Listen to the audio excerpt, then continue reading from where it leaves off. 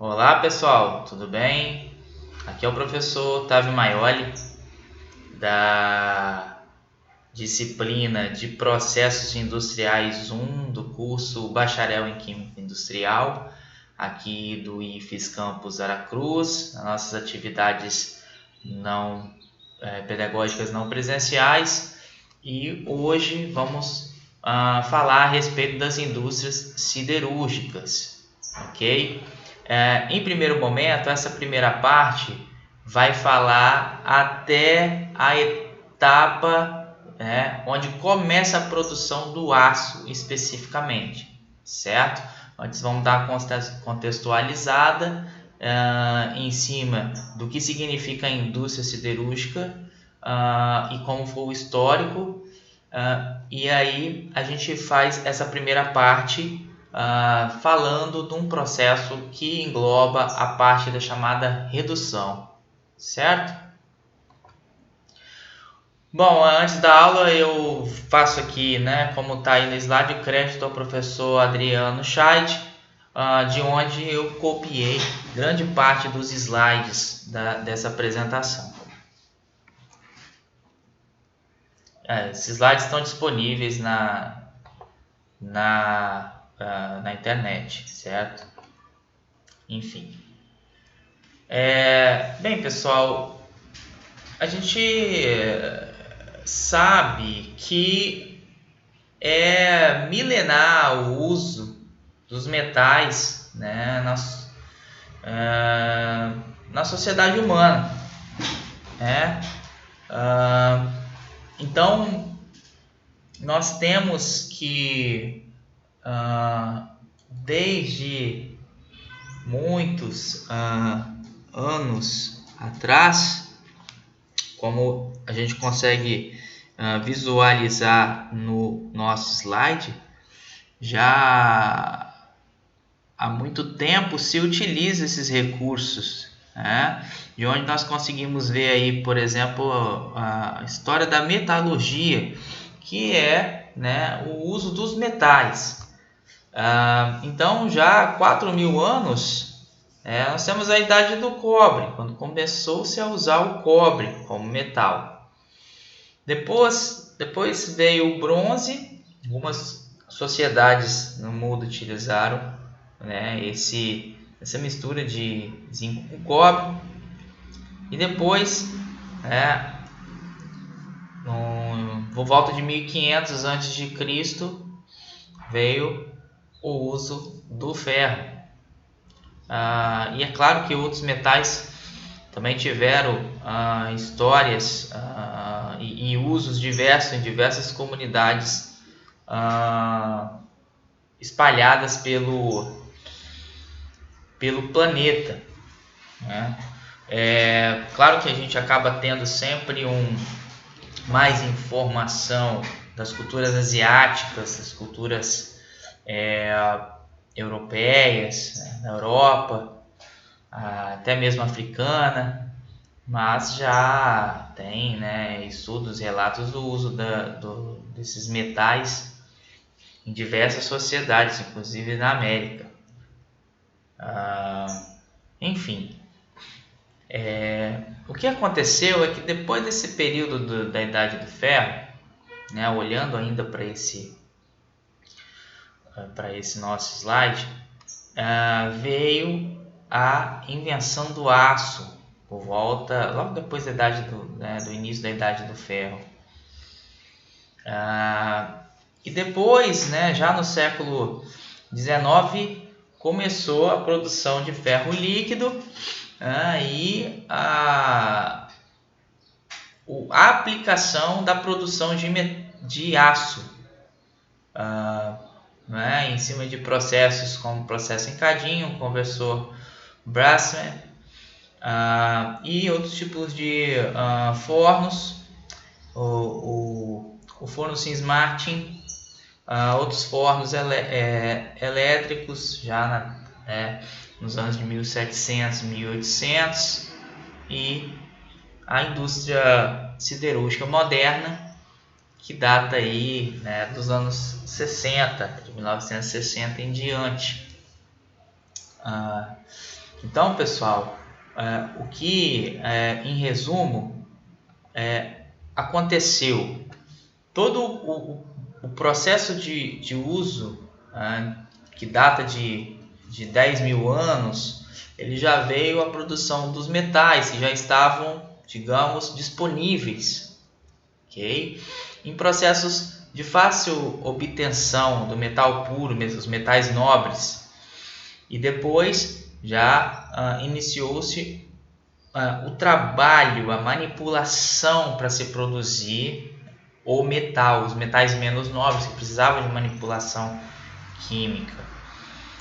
Então veio o aço, que é uma combinação do ferro, vou mostrar mais para frente, e devido à vasta disponibilidade, vem sendo o metal mais utilizado no planeta. Então vamos a alguns conceitos. A siderurgia, então, é o ramo, da indústria metalúrgica dedicada à transformação do ferro. Então notem, metalurgia, todos os metais. Siderurgia vai trabalhar com as transformações possíveis do ferro. Ferro faz parte da metalurgia. Quando você trabalha as possibilidades dentro do ferro, nós temos a indústria siderúrgica. Então, nós temos separado a metalurgia do cobre, produção do chumbo, enfim. E a siderurgia, então, foca nos trabalhos de produção de ferro e suas variações. O recurso mineral, então, são os óxidos de ferro, disponíveis aí, de ferro 2 e ferro 2 mais e ferro 3 mais. E este mineral é transformado normalmente em forno alto, através de uma instalação que funde em uma cápsula cilíndrica onde o combustível sólido de coque se submete a reações químicas transformando em ferro. Essa é a base, pessoal, a base da reação química, que já é utilizada desde os inícios, antes ainda da indústria moderna, da siderurgia moderna, tá? Mas aí nós vamos detalhar esse processo. Continuando os conceitos, pessoal. Aço, então, se trata de liga metálica, essencialmente por ferro e carbono, essencialmente não quer dizer que são só eles, com percentagem deste último variando entre 0,08 e 2,11. Então, pessoal, veja, distingue-se do ferro fundido, que também é uma liga de ferro e carbono, mas o teor de carbono, é acima de 2,11. Olha essa informação que importante. Para se caracterizar aço, ele tem que ter uma concentração específica de carbono. E em detrimento a outros, pode ter vários outros componentes, nós vamos ver, E obviamente o ferro é o maior deles. Basicamente, então, é a liga de ferro e carbono. Se tem mais carbono, acima daquela faixa, ele já é considerado ferro fundido. Ele não tem a característica do aço. O aço precisa ter as suas propriedades específicas, e uma característica é uma concentração, uma faixa de concentração de carbono. O carbono é um material muito usado nas ligas de ferro, porém varia com o uso de outros elementos como magnésio, cromo, vanádio, tungstênio, como disse. Nós podemos ter outros também. O carbono e outros elementos químicos então agem como um agente de resistência, prevenindo o deslocamento em que o átomo de ferro em sua estrutura passa para o outro. Veja, pessoal, é claro que em concentrações específicas, porque se tem muita concentração de carbono, por exemplo, ele vai perder em resistência. Aquela faixa de concentração de carbono incrementa a resistência do material, e daí que dá a característica do aço de ser, né, resistente. A diferença fundamental entre ambos é que o aço, pela sua ductibilidade é facilmente deformável por forja, laminação e extrusão, enquanto que uma peça de ferro fundido é muito frágil. Pessoal, ali naquela informação anterior, então, veja, se tem muito carbono, ele vai permitir que o ferro se desloque por entre a estrutura e vai perdendo a resistência. Por isso que aquela concentração é uma concentração específica. As características dos metais, eles são dúcteis e maleáveis, né? Dúctil é a capacidade de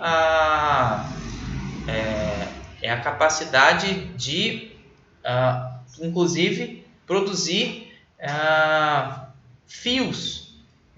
E maleável ele é deformado, então pode fazer fio e pode, né, ser flexível, além de ser resistente, muito mais que o ferro fundido. Então nós temos aí todos os conceitos e características que envolvem o aço, ok?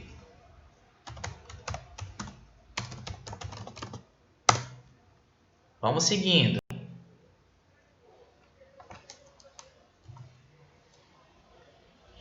Para ser classificado como aço, então, nós precisamos, como já disse, avaliar a faixa e o teor de carbono nela, certo? E as outras características. A composição química adicional também. A gente tem as características que envolvem a condição de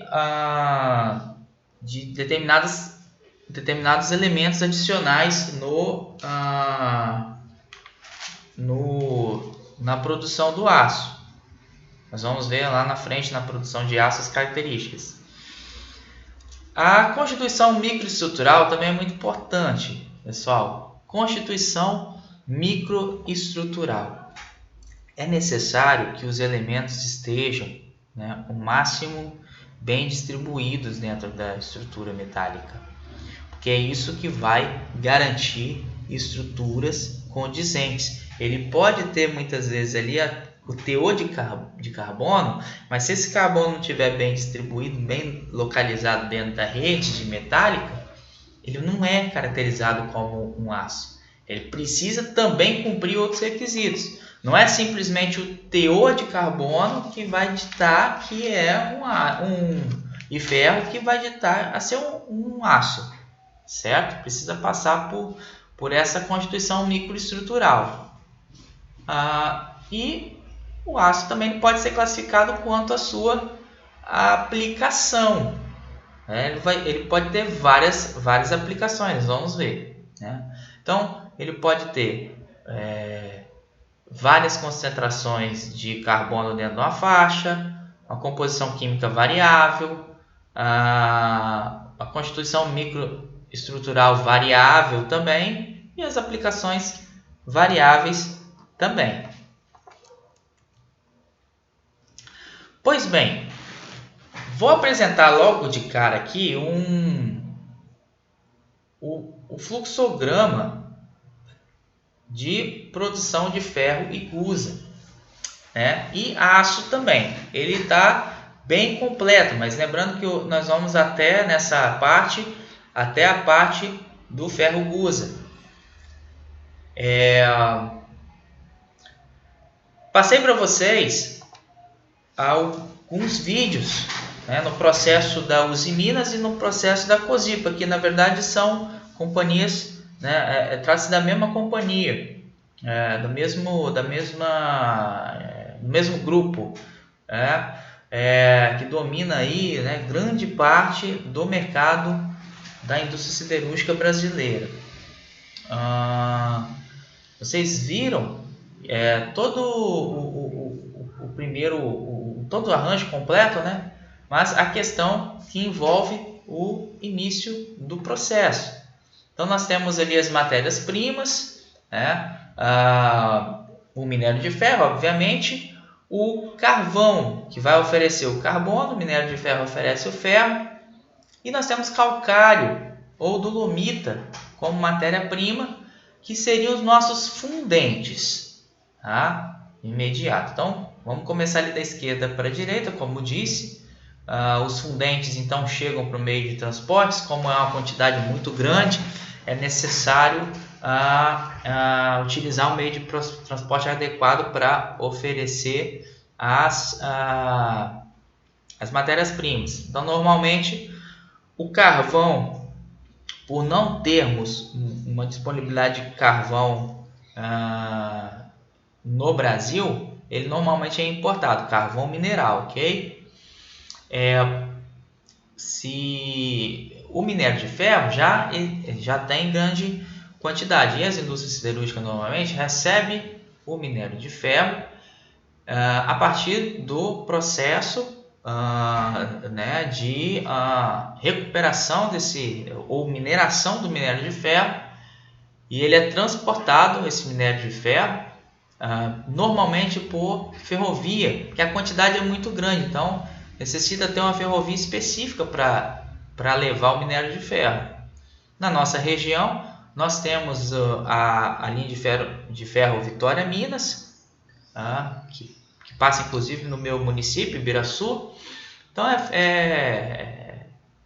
é um cenário que é bem comum aqui na nossa região, ver um trem passando ao longo da BR-101, que muitos de vocês usam, inclusive para estudar.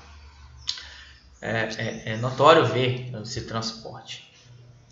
E os fundentes, que são calcário, dolomita também, que seria carbonato de magnésio, eles também são encaminhados. Vamos explicar o seu uso na frente. São estocados ali nos pátios. E aí, veja, 2 fluxogramas ali. Um acima, o carvão, né, se encaminha para a coqueria, e o minério de ferro se encaminha para a sinterização, ok? Então vamos explorar um pouco isso aqui. Eu já falei um pouquinho das matérias-primas, a questão do transporte das matérias-primas. Então nós temos ali as 3: minério de ferro, carvão mineral e os fundentes, calcário e dolomita. As usinas de matéria-prima ficam armazenadas nos pátios para garantir o pronto abastecimento no processo siderúrgico. Então vamos para a coqueria, pessoal. A coqueria recebe o carvão mineral. E ali há a produção do coque, certo? É constituído um conjunto de fornos, dispostos lado a lado, onde o carvão mineral é depositado, permanecendo por cerca de 16 horas, numa temperatura por volta de 1.300 graus, sem contato com o ar. Isso é muito importante. Tá? O que vai acontecer então, pessoal? Carvão mineral, falando resumidamente, quando o processo de formação de combustível fóssil proporcionou, por conta de estruturas vegetais muito grandes, a formação da mineralização do carbono na forma sólida, formando o chamado carvão mineral. A gente tem, obviamente, o processo da matéria orgânica que foi depositada historicamente, sofreu influência da pressão e da temperatura, e aquilo enriqueceu em termos de energia, porque concentrou a energia na forma química. Então, grande parte se liquefez, né, e originou petróleo. Outra parte que é mais sólida, vindo de estruturas vegetais com constituintes originais de orgânicos de cadeias muito longas, ela permaneceu sólida. Então, o carvão mineral é rico em energia. Mas a gente pode fazer o quê? Acelerar o processo de recuperação energética dele quando se coloca nas condições da coqueria. A coqueria, então, pega o carvão mineral e extrai, né, os seus voláteis naquela temperatura que seriam energia, concentra essa energia dele e forma um carvão, né, ainda com energia, mas libera o carbono, né, carbono disponível ali. Então esse carbono mais puro, digamos, né, livre de outros compostos hidrocarbonetos, por exemplo, que vão se volatilizar. Esse é o coque, tá? Então ele que vai oferecer o carbono no processo de produção de aço e de obtenção do ferro puro. Ele vai ser o cara, o carbono vai ser o cara que vai ali no processo tirar o oxigênio do ferro, disponibilizando o ferro, certo? Então o material sólido que resta nos fornos, né, é uma massa de carbono que é denominada coque. O coque é retirado dos fornos e resfriado na estação de apagamento. Então veja, ele sai ali, o coque muito abrasado, e precisa resfriar em primeiro momento para se estabelecer e se estabilizar. Então vai para a chamada apagamento justamente por isso, que ele sai embrasado dali, né, irradiando, e vai se depositar. Coqueria, então, pessoal, nós temos aqui algumas siderúrgicas, mais conhecida siderúrgica Companhia Siderúrgica de Tubarão, CST, onde há esse processo. Então, é um ponto específico onde um químico industrial atua, trabalha na coqueria, vai trabalhar especificamente com esse processo. Então, é um processo unitário aí dentro da indústria siderúrgica. Lembrando também que a indústria siderúrgica ela pode não ter a coqueria, ela pode simplesmente receber o coque pronto. O coque, eu posso ter a indústria de coquerização, vai produzir o coque e vai oferecer para a indústria, pode ser indústrias diferentes. Mas normalmente, por conta da sofisticação requerida e inclusive facilidade ali no processo, a coqueria está instalada dentro da indústria siderúrgica. E aí, né, voltando agora, nós vamos seguir depois do pátio de carvão ali para baixo, para a sinterização. É outra coisa agora. O que acontece na sinterização é um processo paralelo que vai pegar, né, o minério de ferro e os fundentes e alguns finos de coque nesse início de processo. Finos de coque seria o quê? Partículas menores que não formaram ainda o coque bruto, né? Mas eles não deixam de ser coque, mas é o material que talvez seria, vamos dizer, pulverizado. Poderia dar inicialmente um problema se ele fosse colocado no processo seguinte que eu vou explicar.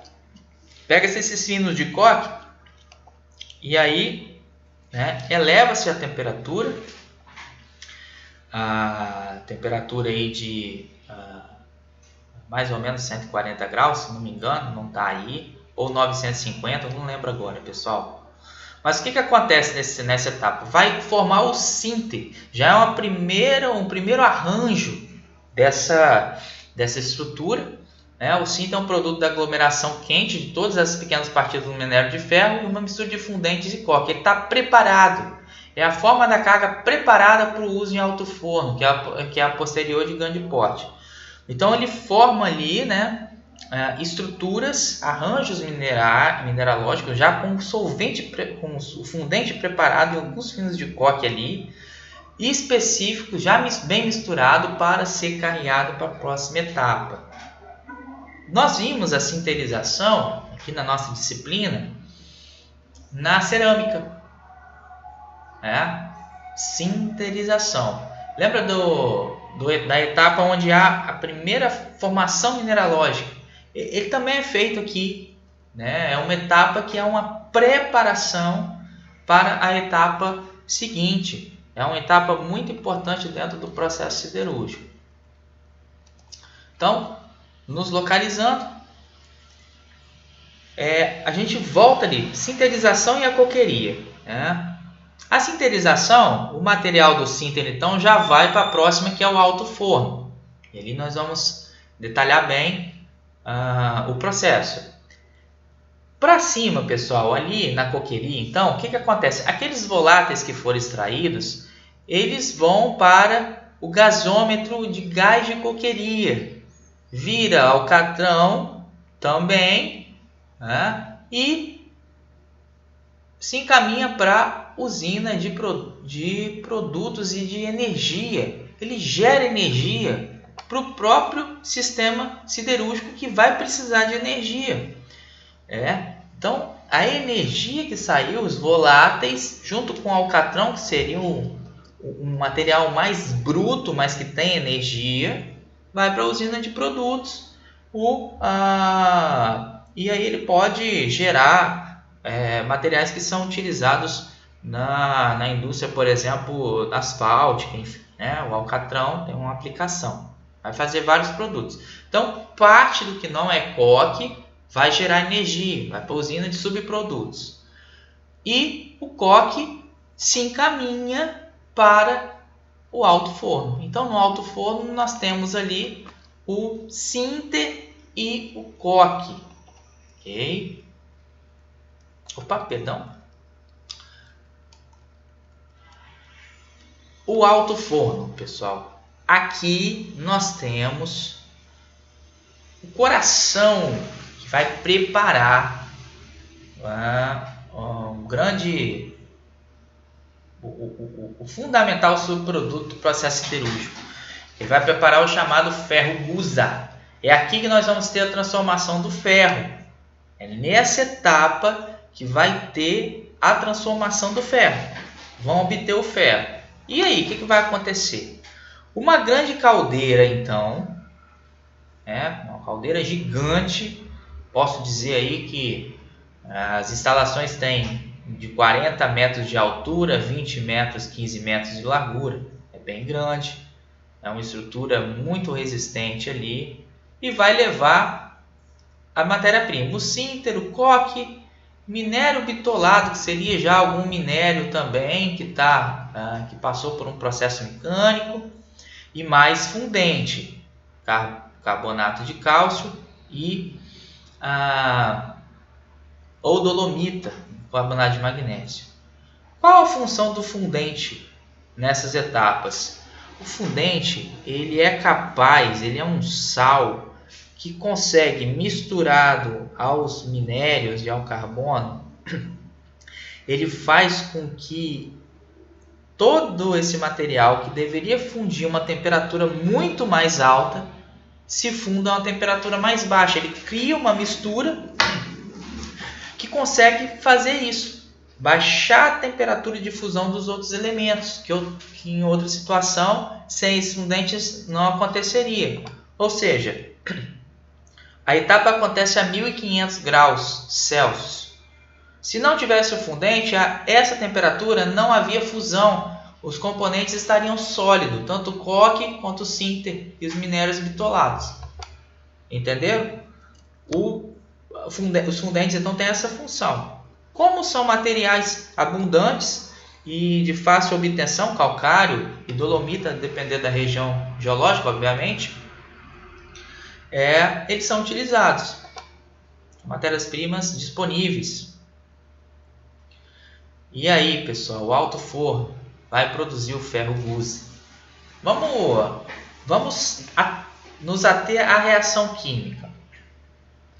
Essa reação química está considerando, obviamente, o ferro 3+. Tá? Então, o óxido de ferro 3 reagindo com monóxido de carbono. Veja, pessoal, e aí? Pô, professor, você acabou de falar que a reação é com carbono. O que tem a ver o CO? Pessoal, há duas formas de encarar essa reação. Eu posso colocar o carbono puro, posso colocar o carbono com um oxigênio, e posso colocar o ferro 2+ também nessa reação, com carbono puro ou com CO. O que acontece é que na etapa de coquelização, se vocês lembrarem, é na ausência de oxigênio. Mas nessa etapa, o carbono automaticamente ele já pode receber um oxigênio, né? E aí no processo pode ser ele, a estrutura, monóxido gerado, que faz a reação. Mas não está errado representar como carbono ou dessa forma. É uma representação, ok? O coque, então, normalmente ele pode ser representado como CO, justamente porque a posteriori ele acaba nessa etapa recebendo um oxigênio ali naquele momento e instantaneamente fazer a reação. Tá? É apenas uma representação. Após a redução, então, saem do alto forno o gusa e escória líquidos, que são separados por diferença de densidade. O gusa líquido é transferido para a cearia por carros torpedo. Ok, por enquanto.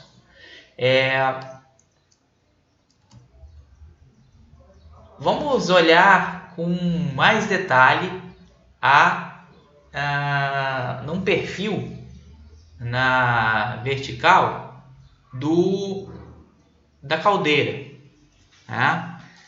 Galera, olha que ao mesmo tempo que vai todo o material, coque, sinter e minério que é depositado na parte superior da caldeira, e ali, obviamente, nesse processo de altíssima temperatura, né, nós temos a saída de gases, porque também lá embaixo, na parte inferior à direita, nós vemos que neste processo do ferro gusa na caldeira, há a entrada de ar quente, oxigênio e carvão pulverizado. É justamente nesse momento que o oxigênio junto com o carvão pulverizado entra, que também em contato com o coque produz ali o CO, a estrutura do CO, que a gente não pode nem considerar que seria um monóxido de carbono, a gente considera coque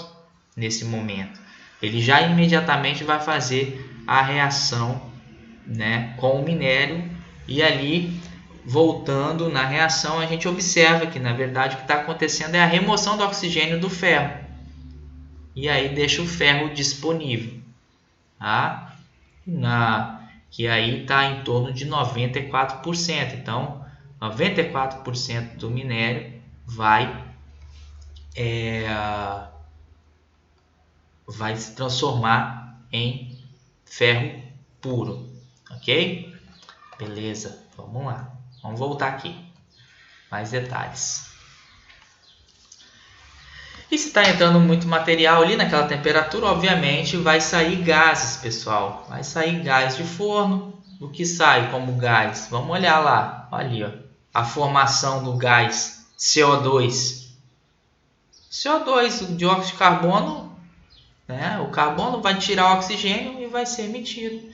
Então, nesse processo, pessoal, nós estamos fazendo o quê? Pegando todo o carbono que é transformado em coque e vai transformar em CO2, emissão para a atmosfera de CO2. Tá?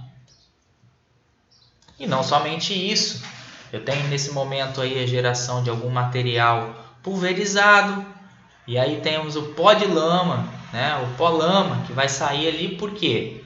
porque o pó sairia, né? Eu teria emissão de material particulado naquele momento em cima da caldeira, mas tem todo um sistema de controle que é, né, empregado atualmente na indústria moderna, que vai lavar esses gases, e aí vai gerar um pó que é o chamado pó de lama, decorrente da lavagem. Tem um resíduo, então uma contenção da emissão atmosférica nesse momento. E outros gases vão sair também, pessoal, porque os minérios têm muitas impurezas. Uma impureza muito importante para se considerar é o enxofre. O enxofre é muito presente em minérios, especialmente minério de ferro. Se eu tenho enxofre naquele processo ali, com o oxigênio entrando, aquela situação toda, o oxigênio vai reagir com parte do enxofre que está ali dentro. E aí vai emitir também ali dióxido de enxofre, o SO2, o gás que na atmosfera, e mesmo com lavador de gás, se for emitido o dióxido de enxofre, ele provoca os fenômenos do smog fotoquímico e da chuva ácida. Um poluente muito relevante de um processo como esse. Continuando, nesse momento, então há a formação do ferro, que é chamado de ferro gusa porque ele está fundido, ele está líquido. Então tem a formação do ferro líquido ali. Notem que nesse momento, então, há à disposição, e vocês podem ver nos vídeos, né, assistimos, uma disposição que esse ferro esse ferro fundido é recolhido. E aí ele é transferido para os chamados carros torpedos. O carro torpedo, então, né, são estruturas muito grandes que recebem esse material, esse ferro, usa o ferro líquido que cai ali. O ferro está com carbono também, pessoal, é importante colocar isso. Ali naquele momento também vem ferro com carbono e todas as outras impurezas metálicas ou constituintes metálicos que estão ali. Vai tudo para lá. Tá? E também nós temos um coproduto aí, né, nessa história. Inclusive foi citado aqui, ó, forma-se o gusa, o ferro gusa, e escória. Escória, pessoal, vamos lá. Vou botar aqui. O que acontece? No momento da caldeira, a formação pela reação com o coque da obtenção do ferro. Mas a gente nota que o processo acontece na imagem ali, né? Mas na parte inferior, no fundo da caldeira. O material é depositado, ele vai caindo, vai descendo, misturando e vai formando o ferro gusa. Nesse momento, acontece que o minério de ferro e o ferro, junto com esse material fundente, ele se liquefaz, mas ele pode formar uma estrutura mineralógica de ponto que ele se cristaliza, ele vitrifica. Se ele cristaliza e vitrifica, ele perde em densidade por conta de sua estrutura mineralógica e ele vai então para a superfície e fica sobrenadando e se resfria, porque naquele ponto a temperatura é menor. E aí ele vai solidificando ainda mais. Nos vídeos, vocês viram que quando forma-se o ferro gusa, forma-se uma camada, né, negra por cima de com um aspecto um tanto quanto esponjoso, mas na verdade aquilo ali é um sólido vítreo. E aí, pessoal, quando ele se forma, é muito difícil ele voltar à estrutura e contribuir para a estrutura de ferro de novo. Ele tem que ser triturado, tem que ser formado, enfim. Ele forma um material que, se fosse voltar para o processo para produzir ferro, ele não seria, não teria ou não ofereceria o ferro para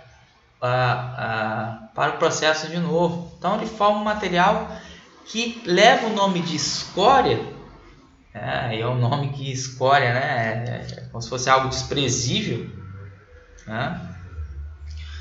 Ele leva um material que seria um coproduto indesejável no nosso processo ali, ok?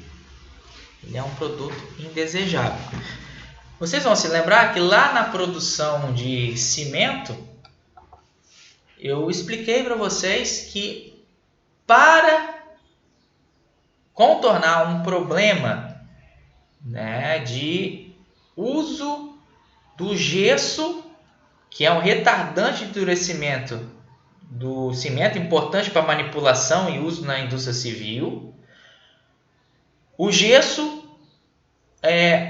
tem sulfato de cálcio. O sulfato é reativo, ao mesmo tempo que ele dá essa condição de retardamento de endurecimento e aplicação, ele torna o cimento muito reativo e diminui a resistência do cimento.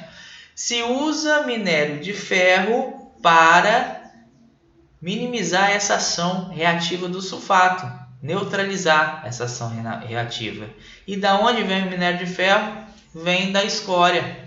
A escória é minério de ferro que não conseguiu se tornar um gusa na reação por conta dessa vitrificação que aconteceu, essa cristalização.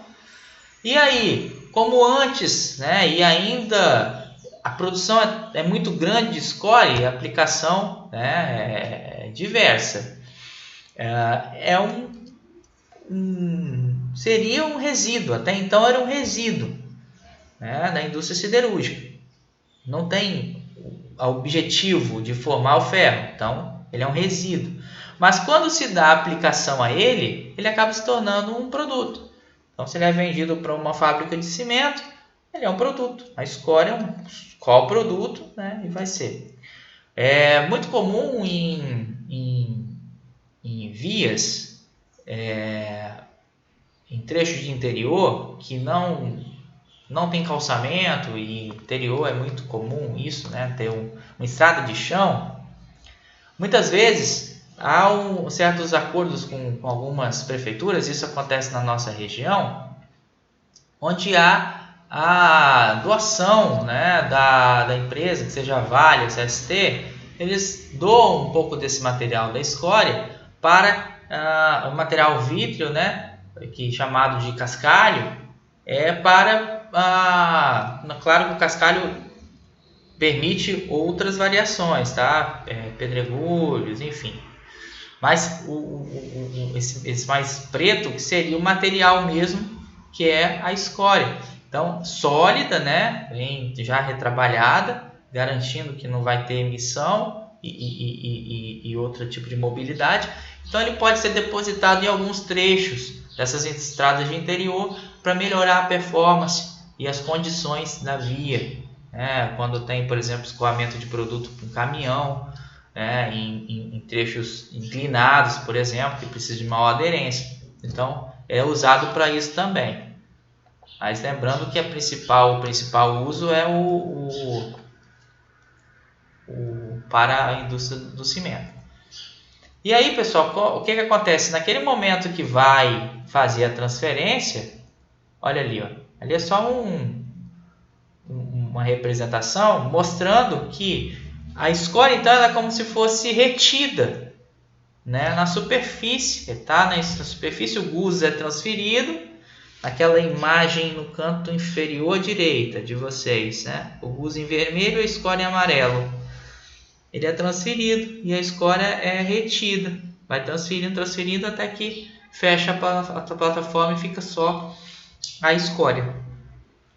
Algumas imagens de dessa parte desse processo de transferência do ferro gusa, a agressão que ocorre nas estruturas que a utilizam, que são estruturas metálicas mais resistentes. Então ele vai criar uma estrutura metálica muito resistente à temperatura, enfim, para se aplicar nesse processo, junto com estruturas cerâmicas, inclusive, que nós, né, tivemos aí os estudos anteriores e vimos que as cerâmicas são aplicadas, né, as refratárias são aplicadas para situações de extrema temperatura. Nós estamos falando de temperaturas de 1500 graus Celsius. As temperaturas refratárias são as que as cerâmicas refratárias são aquelas que sustentam. Então, normalmente a própria caldeira é revestida e a próxima estrutura que recebe esse material do ferro gusa, que são os carros torpedo. Então, o carro torpedo vai receber o material derramado ali, ok? Aí um outro fluxograma, não ficou muito legal a figura, peço desculpa, mas é só para mostrar ali o momento da transferência da caldeira. A caldeira pode ser inclinada, por exemplo, né? E aí pode ter a entrada de material, a retirada por baixo do ferro gusa e a transferência para os carros torpedo. E aí o carro torpedo, pessoal, ó, ele é como se fosse um formato de bala, né? Recebe o ferro gusa, separa ali a escória e ele é transportado normalmente em trilhos, né? Mas pode ter algumas estruturas tipo pneumático com caminhões que transfere também, dependendo do formato, disponibilização do complexo siderúrgico. E aí, ó, ele tem esse formato, justamente, né, esse formato de bala, para permitir que ele receba o material, né, ó, e aí ele consiga verter esse material para a próxima etapa, que é a etapa da produção do aço, a aciaria, que nós vamos ver na próxima parte dessa aula. Porém, para finalizar essa primeira parte de indústria siderúrgica, acontece uma etapa muito importante dentro do carro torpedo. Ele não é apenas a etapa de transferência do ferro gusa, né, do alto forno para a aciaria. Nesse momento, também se realiza uma importante etapa no processo siderúrgico, que é a dessulfurização do gusa. O que acontece, pessoal? O enxofre é um elemento presente em diversos minerais. A gente tem que entender que quando a gente quer ter uma visão química das coisas e do planeta, os elementos químicos, os elementos das mesmas famílias, eles têm muita afinidade, eles são muito afins. Então, onde tem, por exemplo, metais da família 2A, cálcio, vai ter magnésio, vão ter outras coisas, né? É claro que são os mais abundantes. O oxigênio é da família 6A. Então, onde tem oxigênio, vai ter enxofre também. Eles são, né? É uma espécie de nepotismo ali que existe entre eles. Os familiares vão levando outros. Então, sempre vai ter enxofre também onde tem oxigênio na forma de minério. Então, tem muito enxofre. É preciso retirar, porque o enxofre não tem as propriedades para caracterizar o ferro. E o oxigênio também não tem. Então, ele é retirado lá de maneira bem eficiente na reação, mas o enxofre não, que é aquele processo de óxido de ferro com carbono formando CO2 e ferro puro, ali não consegue tirar muito do enxofre. Então, a dessulfurização, né, vai acontecer ali no caminhão torpedo, ou mesmo pode acontecer numa panela, ele verte numa panela e depois volta para o carro torpedo, onde é adicionado ali óxido de cálcio ou magnésio, ou até mesmo carbureto, mas veja, são substâncias que vão fazer a retirada do enxofre e a liberação do elemento. Tá?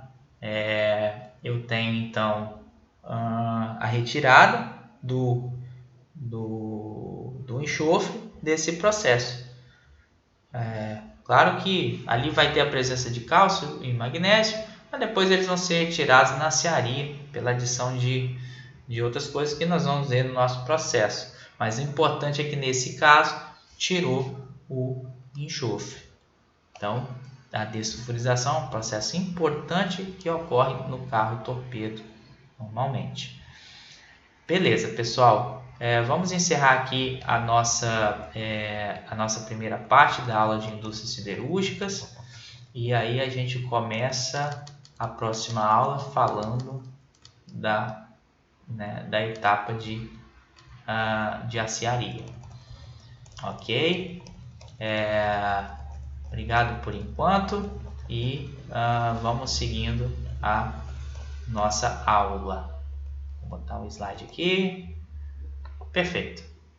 Valeu, pessoal. Até a próxima parte.